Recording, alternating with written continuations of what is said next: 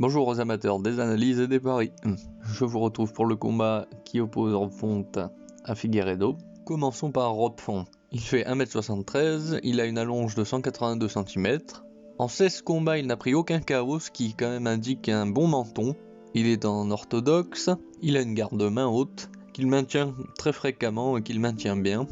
Ensuite, petit détail qui n'intéressera pas beaucoup de gens, mais qui moi m'intéresse, c'est que contrairement à beaucoup de combattants qui ont le pied avant qui part vers l'intérieur, lui il a le pied bien droit qui part vers l'avant, qui part vers son adversaire. Il a une anglaise qui est bonne, surtout son jab et son cross, qui sont ses meilleures armes, puisqu'ils sont bien fouettés et non pas poussés. Il tourne bien les épaules, il a les bras en extension maximale, ce qui lui donne puissance, précision et vitesse. Après, petit défaut, c'est qu'il se repose un poil trop sur sa garde pour ne pas prendre de coups, ou en tout cas pour réduire l'impact. Et il a ce défaut du boxeur en anglaise de faire un peu la tortue. Si ça marche avec des gants d'anglaise, avec des gants de MMA, c'est moins efficace. Il a un jeu de jambes qui consiste principalement en de l'avant-arrière quand il attaque, et il utilise surtout les pas de côté, les mouvements circulaires quand il se replace, dans les moments de flottement. Côté grappling, s'il n'est pas le meilleur grappleur de la catégorie, il me semble qu'il devrait être capable d'empêcher Figueiredo d'aller au sol. Surtout que, je développerai là-dessus plus tard, mais Figueiredo, autant en jiu-jitsu il est très bon, autant en lutte c'est moins ça. Et donc passons tout de suite à Figueiredo. Ce qui va être quand même handicapant pour Figueiredo, c'est que il se repose beaucoup sur sa force physique, son côté un peu imposant où voilà, il fait de la marche avant, il a un bon volume, et ça le problème c'est que plus vous êtes avantagé physiquement, plus vous êtes lourd par rapport à vos adversaires, plus c'est efficace. Par contre là, comme il monte en catégorie supérieure, quand vous affrontez quelqu'un qui est plus lourd que vous et qui est donc potentiellement plus puissant physiquement que vous avez plus intérêt à être un technicien, et c'est pas trop le cas de Figueiredo.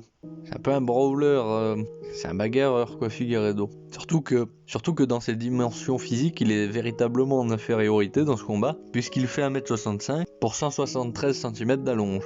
Chose assez surprenante là aussi, on peut dire sans trop trembler qu'il a un menton très solide, puisque en 14 combats, il n'a eu qu'un arrêt de l'arbitre au 3ème round et pas de KO. Quand je dis arrêt de l'arbitre, c'est pour blessure. Il a un bon switch, il passe bien d'orthodoxe à southpaw et inversement. Côté garde, là on retrouve ce gros défaut que l'on peut voir chez Bobby Green par exemple, des gardes très très basses avec les mains au niveau des hanches. Même si Figueiredo alterne un peu plus la hauteur de ses mains. Ensuite, on peut dire quand même que Figueiredo il a des kicks qui sont plutôt bons.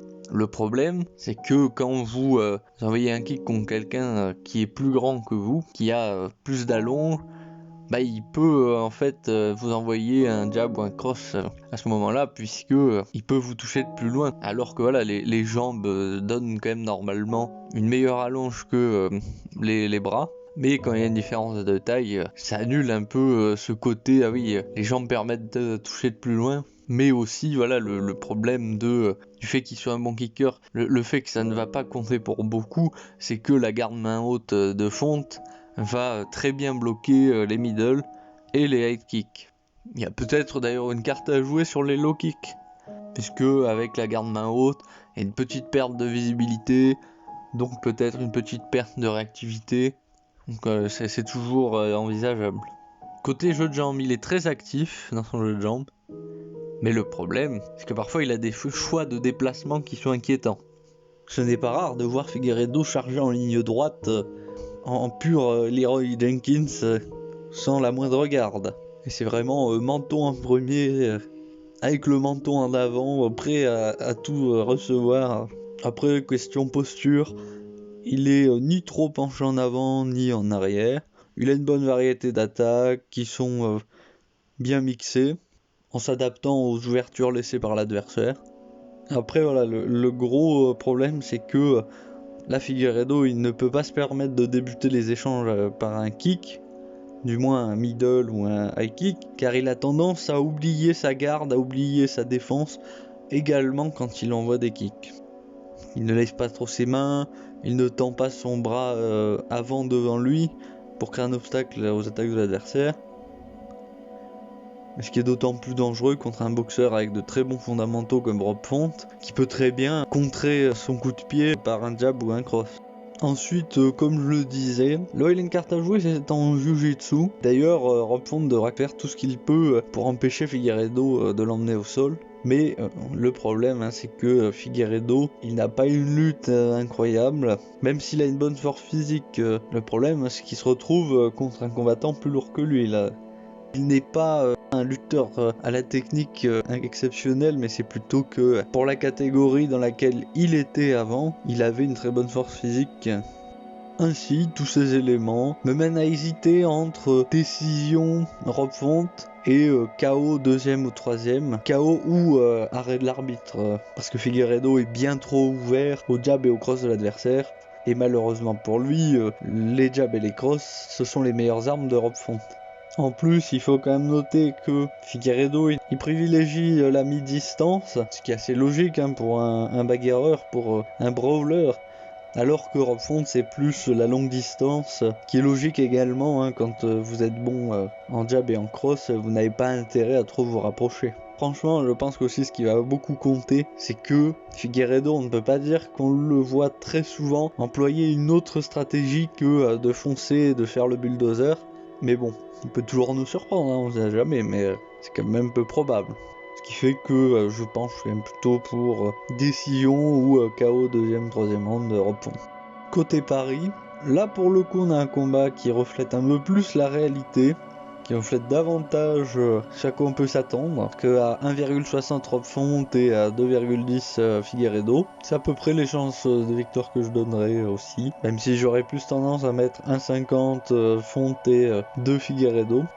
Mais pour le coup, je pense que c'est un pari qui peut présenter un attrait, puisqu'on a quand même de bonnes chances que Rob Font l'emporte.